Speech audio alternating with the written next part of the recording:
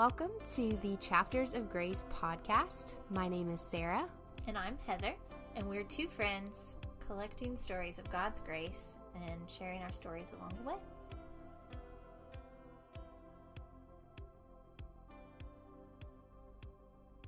Welcome back to the Chapters of Grace podcast. Today's episode is going to be a little bit of a continuation on healing, and we still have our guest Regina on with us. Hey. And Heather and I are just going to kind of talk about some experiences that we've seen with different types of healing, and we just kind of wanted Regina here to, she just has the best wisdom, and we love her so much, and just kind of help chime in on this continuation of our healing episode. Yeah, so Sarah's going to give a little bit of a little background on her youngest son and some situations that he had, and then I would like to speak a little bit about, what happens when that healing maybe doesn't come earthside, and maybe the Lord chooses to heal in heaven. So we just hope that you enjoy this. We're on social media, on Instagram and Facebook. So reach out, give us a like, a follow, connect with us. We'd love to hear from you. Here you go, Sarah. So our youngest son, we sort of went through a roller coaster with him on his health and from the beginning, really, before he was even out of the right, womb. When you were pregnant. We felt like he was just constantly fighting to be here. We went for our 20-week anatomy scan, which is where they will normally tell you the gender, and they check different areas of the body like the heart and the brain and different things. And, they just make sure that everything's functioning the way it should. And of course, I was pregnant during COVID, so it was just already a scary situation, and thankfully my husband was able to be in there with me, because I think I would have really lost it. But so they do the anatomy scan, and they're taking a lot of pictures, and we go and sit in a room with the doctor, and it was a doctor we had never met before, and he was trying to tell us something, and he was just going in a very roundabout way. I'm not a very blunt person, but I finally just looked at him and I said, "What are you trying to say? I'm sorry, I'm just not understanding what you're trying to say." And he was talking about all these genes and all this. And I'm like, "I'm sorry, I don't understand what you're trying to tell me." And he said, "Well, the way that his neck is measuring, we think that he may have Down syndrome." And so, initially I was like, "Well, what do you mean? Like, I don't understand that." And he's like, "Well, we can do the genetic testing, but we're going to need to send you to maternal fetal medicine to, do some more higher quality ultrasounds, and they can do more measurements and things like that." And so I had a peace. I wasn't scared, even if he would have been born with Down syndrome. I wouldn't have been fazed by it. But that's just sort of hard when you kind of just already envision what your child is going to be. And so that just sort of shifted my way of thinking. And I told Gabe that. I'm like, "Well, if this is what God is giving us, like, we'll do it. I'm ready. It'll be fine." But it was still scary because I know they can have heart issues and things like that. So we went and to maternal fetal medicine, and so they the ultrasound tech was very nice. She was very sweet, taking the pictures. She let me keep all the pictures too, which was nice. And you wait what feels like forever to get some kind of news, right.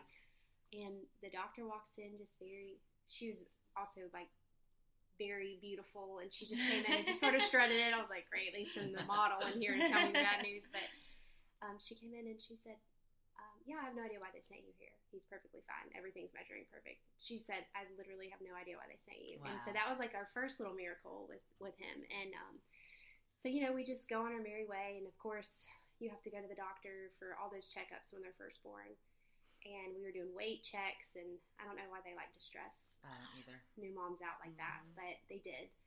And so that was a lot of anxiety. I had a lot of postpartum anxiety. That was different than the postpartum depression I had with our first son. And it was just constant fear, constant stress. I just always thought something was going to happen to him, and it didn't help that all of these things kept coming up.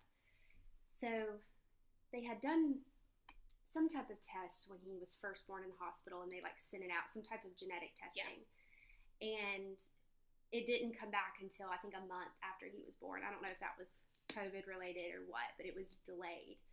And so we go to one of our appointments, and the doctor said, so we need to talk about his results for one of the tests. And I was like, okay, you know, I don't know any of the medical terms, or, you know, I don't know what they're talking about. But so on one of the genetic testing or whatever it was, it showed that he had a gene for cystic fibrosis. So the doctor was doing his very best to explain it to me. But basically he was either going to be a gene carrier for this disease or he had the disease. And so they referred us to go get a sweat test where they test their sweat. And so naturally I did the first thing that I think all moms do, and I started Googling. Bad idea. What happens, and of course, you know, cystic fibrosis is a very serious disease. I mean, you may be able to speak into this as a nurse, but from what I saw online, the life expectancy was like 35 years. Yeah. A lot of times they have to have lung transplants. It's a disease of your lungs, mucus. A lot of time in the hospital. A lot of time in the hospital. Hard time breathing, which is also scary with COVID. You know, makes them more susceptible to things like that. Yeah. So it was just very scary. I mean, when scared is not even the right word. I mean, you talk about the thought of this new baby that you bring home and someone telling you he may have a disease that he's not going to live very long. It just, it made me I didn't want to leave him with anyone because I'm like, I need every minute I can. I need to absorb every second I can. I was just so, like, Lord, why? I can't even think about losing my baby. Like, I don't want to do this. And it was a lot. It was very draining emotionally. And so they referred us to our local hospital here. And we were praying. Gabe was not allowed to go with me to the hospital. So I had to go by myself. That was a whole other thing. And I am stronger than I think, but in those moments I'm like, I can't do this. I'm not strong enough to do this. I can't do it. And so when I was, we were praying together on the way, and we were listening, I was just trying to listen to worship music. I was just really trying to just be in the presence of the Lord. I'm just like, God, please heal him. Please, Lord, please don't let him have this. And a song called Gratitude by Brandon Lake came on, and the lyrics to the bridge are, let me find it here. It says, come on my soul, don't you get shy on me. Lift up your song, because you've got a lion inside of those lungs. Get up and praise the Lord. And I love that. I can't explain it other than the Holy Spirit just like spoke to me and said, he's got a lion in his lungs. Like, he belongs to me. He's going to be okay. Those lungs are going to be okay. And so I'm like, okay, God, all right, he's going to be okay. And so we go and we do the sweat test, and for a newborn, it's, it's just a lot. They're trying to hold him down, and they have to put these little electro things on their legs to make them sweat. Well, so the lady was very nice, and they do the test, and she's like, maybe a few days. Well, we get the test results, and it says inconclusive. They couldn't collect enough sweat. So I'm like, okay, we still don't know. Oh, my goodness. So we were also, when they were doing that test, we were also in the same room as where they were doing testing for COVID. And so I think it happened at the same time, because it's just like the enemy to kick you while you're down. Yep. He and our youngest son ended up getting COVID. And he was under 2 months old. So he hadn't had his first round of vaccinations. And so, they're like, we just need to make sure that he's, still feeding, that he's getting fluids. If his, fever spikes to X amount, like, you need to go to the hospital. So I think his fever got up to like 103. I mean, it was high. Yeah. And, his whole face was flushed, and he just had red, like, you could tell. He just looked so pitiful. And he stopped nursing, so I'm like, okay, we're going to the hospital. Right. So we get to the hospital again. I have to go by myself. I'm like, Lord, why? And you're a mom. You're tough. Yeah. And the ER doctor said, I really hate to do this, but because he's under 2 months old, we're gonna have to do a spinal tap. We have to make sure he doesn't have meningitis. Oh boy, poor baby. They're taking blood, and it's so hard. Like, I know. I remember that when that happened. And those nurses were so sweet. They were giving me snacks. They were like, Mama, you got this. And I'm like, I don't got this. But when they did the spinal tap, the doctor said, if you need to leave, it's okay. He was like, a lot of times parents will step out if they need to. And I'm like, I can't leave him. Like, what? There's no way I can leave the room. Like, I can't look, but I'm not going to leave him. Yeah. And so that was the worst. I don't even, that was just the worst ever. They were very good. They did ask me though, when they came in to do it, they said, we have a resident here. He wants to know if he can do it. I said, I'm sorry, I know you need to learn, but not on my baby. Right. Sorry. Good for you, Mom. Very sorry, but no, not happening. So, sorry to that student. You just had to observe that day. No, we're not doing that. But, so we ended up getting admitted to the hospital. They gave him I didn't even know you could put an IV on a month-old baby. Oh, but yeah. You can. Oh, yeah. And it was pitiful, but we slept in the COVID unit at the hospital together. And fun fact, they don't bring you food if you're not admitted into the hospital. Right. So didn't eat for 2 days. My husband smuggled me in snacks because he could only come 1 hour a day. That was it, 1 hour. Horrible.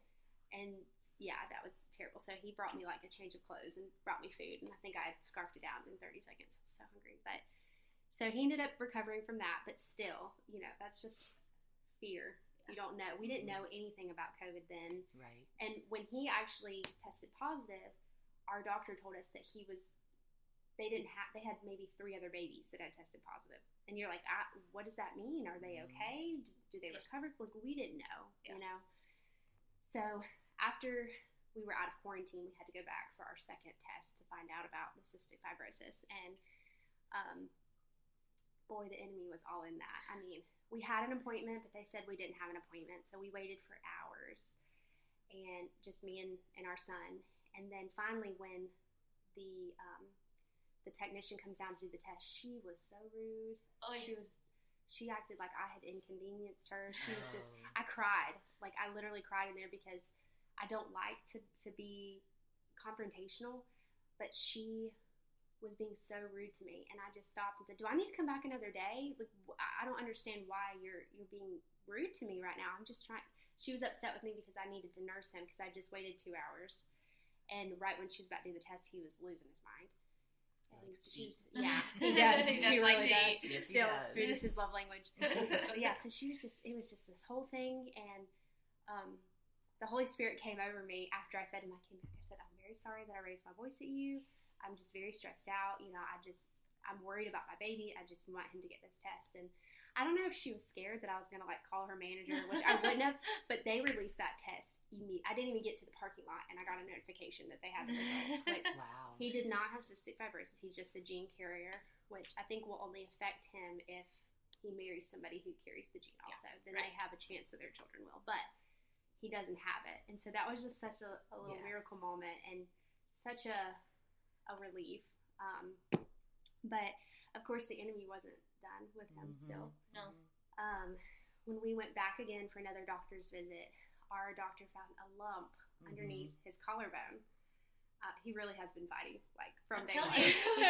He's a baby Billy Graham. Yeah. Right? God's got big plans for that kid. Devil knows it. And so they referred us to pediatric surgery, I believe. And so we had to go. And that doctor, the first thing he did, he starts, looking at it, and he's looking at other areas of his body. And he goes, Mom, it's not cancer. Okay, good. Because, you Google lump under your child's neck. Again with Don't the Google. Don't do it. But it was it felt like every minute that I could say, okay, Lord, you're right. You've got him. He's good. The doctors would say, oh, well, we have another area of concern. And I just didn't have the faith that I should have in those moments. I think I did, but it was just, I let the fear overcome me, And I look back now and I see that God never left me. He had people surrounding me, praying with me. I mean, you guys prayed. Regina, I know you were. I would hold that baby. You would pray for him. She was in nursery, and she would pray over him and love him. And, and just really, we had a lot of people that just really surrounded us, and I'm very thankful for that. And even when I wasn't strong enough to say, that's right, he's going to be okay, the people around us were. Mm-hmm. And my husband, he was that, I don't know if he felt it every time, but he's like, no, he's going to be okay. You know, no in Jesus' name, there you go. he's going to be okay. So yeah, he was getting examined by this pediatric surgeon. He said, it's okay, you know, we're going to go do an ultrasound just to make sure, but I think he's fine. And so they did an ultrasound, and I guess he just has ligaments and blood vessels that sort of clump together and causes discoloration on his skin. And they said, yeah, he's basically just going to have this mark, but it's not going to, he can play sports, he can do whatever, you know, he can be a rambunctious child, which he is, and it's not going to affect him. And it just felt like one thing after another. But then finally, when we found out that was okay, I'm like, all right, Lord, this is all I can take right now, please. Please, Lord. But really, I mean, just one thing after another. I feel like every time the enemy tried to take him out, the Lord was like, no, he's mine. He's anointed, and I have a purpose for him. And I truly believe that both of my children have a calling. Our oldest son, I think he's going to be a worship leader. He just makes up little songs. He sings all day, and he just goes around the house and makes up little jingles. I'm like, you're just going to be like the little worshiper, and your brother's going to be this powerhouse preacher. So I just know that the Lord has such a purpose for them. But it's scary. It's scary when you go through health stuff, but there's a whole nother level when it's your children. It's just, I can't even explain it. It's the worst feeling. And you really need the Lord to lean on, because it's not easy. Yeah, for sure. It's hard. It's very, very hard. And not only did he go after your son, but by instilling fear in you, because we know that's not of God. So he was coming after you too. Oh yeah. And you know, it puts a strain on yourself. It puts a strain on your marriage. It puts a strain on everything, because you just are trapped. You feel in bondage to fear, and that's how it felt. I just felt chained, and I felt like I couldn't. Every time it just felt like something else. But the Lord was so gracious, even when I didn't have the faith that He's called me to have. He's like, I'm going to show you. I'm going to be faithful. I told you, he's mine. He's got a lion in those lungs. He's okay. And so I'm just so thankful that the Lord was gracious, and I just can't wait to see what comes of those little boys. It's going to be great. I can't wait to watch them grow up. Yeah, they are growing very fast. Too fast. We won't talk about it. Yeah, I know. He left Miss Regina in the nursery. He started walking. So sad. It's so sad. I know. But I still see him enough. I know. Yeah. He loves me. He does. He does. He has a special love for you and for Amy and those people in the nursery that gave him lots of snacks. For food, Lots of love, lots of hugs. Yes, He's a snuggler. Yeah, absolutely. But so Heather is going to share a little bit of her story, kind of seeing a loved one and wanting healing for them, and kind of just going through what that looks like when maybe, you know, the earthly healing doesn't come the way that we kind of expect it to. So you want to take it away, Heather? Sure. Yeah, okay. Yeah, so my uncle basically was like a father figure to me, and I loved him so much. He was the best of the best. He was at every birthday party, every recital, anything I ever did, he was there, and he was a steady constant in my life. Whereas, you know, I've spoken about it before, my home life wasn't always stable, but he was stable. He was that stability for me. And so at the beginning of COVID, you know, he had a lot of health problems and already was very sick. And so unfortunately he did get COVID, and we thought, you know, everything was fine. He was okay. And then he had to go to the hospital. And it was one of those things where it's like you're kind of like an out of body experience. Like I knew I was there and I could see it, and like things were happening, but it was like I just completely separated. And I think it was just kind of like dealing with it and processing through. And I fully believed like he was going to be healed. Like, and so he was sick for about 2 weeks. And then, like Sarah said, we didn't really know a lot about COVID in those, you know, first few months. And so he was put on a ventilator, which unfortunately caused him to get pneumonia. And and I think we know now better what procedures to do, what treatments to use. But he was really sick beforehand, and he had been sick pretty much my entire life. So we knew, like, if he got COVID, it was going to be bad. But if he had gotten, the flu or pneumonia any other way, it would have been bad for him. So it wasn't necessarily COVID, but so I remember, like, we prayed, and I believed. And my aunt, his wife, they'd been married almost 40 years. And she prayed and contended. And the Bible speaks about, when you pray and the Holy Spirit groans and utters for you when you have no words. Like, she prayed that way, like from the depth of her being. And she believed up until the very end. And I remember going and seeing him because they let us come in, like, because he was doing so bad.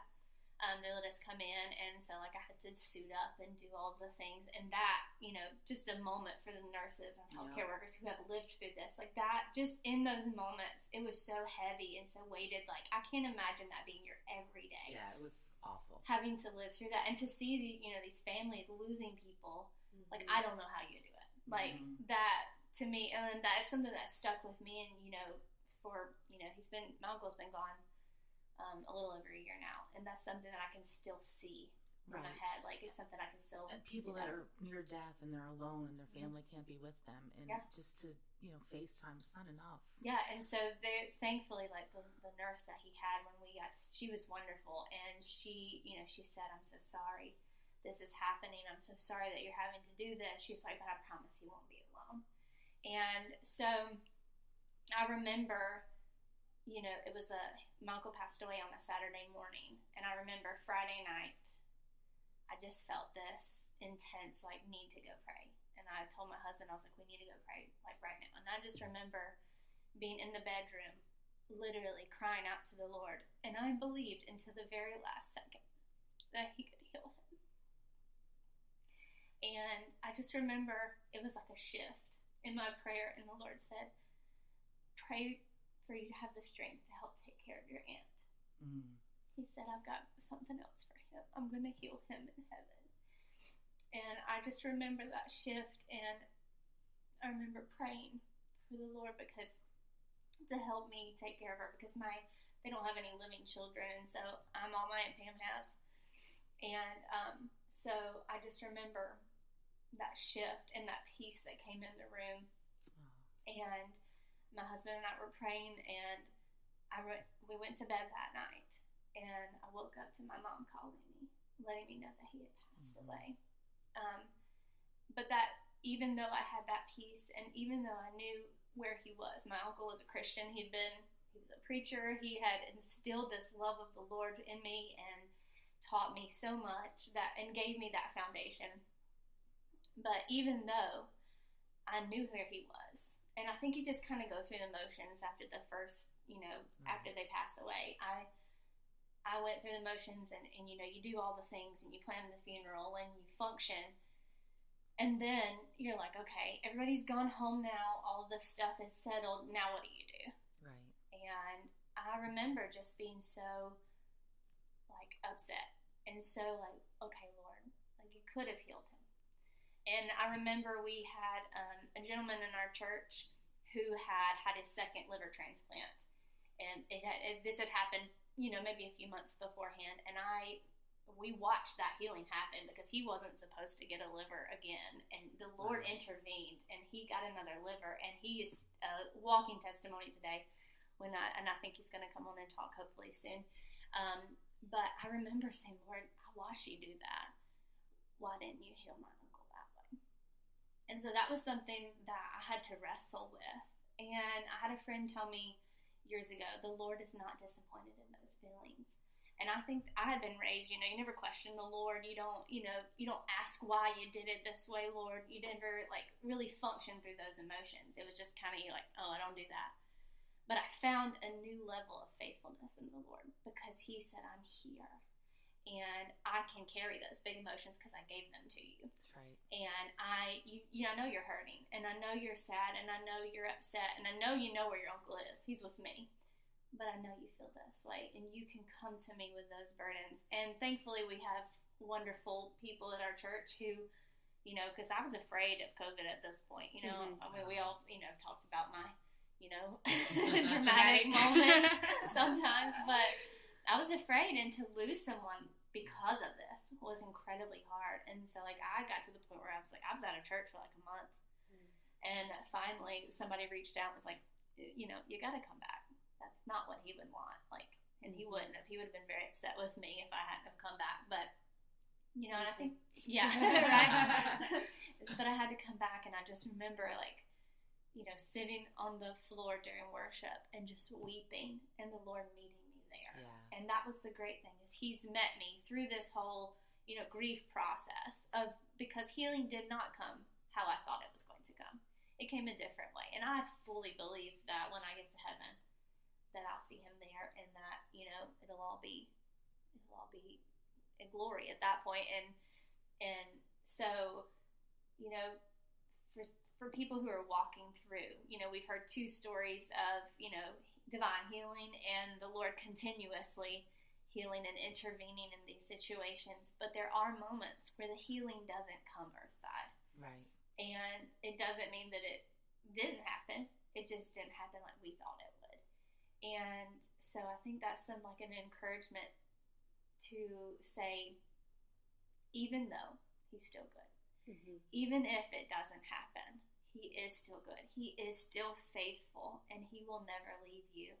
And you can rest assured on that. And I still believe in divine healing. I still believe that when I ask, he'll answer. And so, it's just a journey. Healing is a journey. It's not always, we say healing is not always linear, and it's not. It's a journey and a walk through things. And and I'm thankful that for my uncle and for the life that he showed me, and I think he's up in heaven watching a little glimpse of, my youngest giving me a heart attack, and my sweet oldest who, found Jesus through his, passing, because, that was the first person that she had lost that was close to her. Yeah.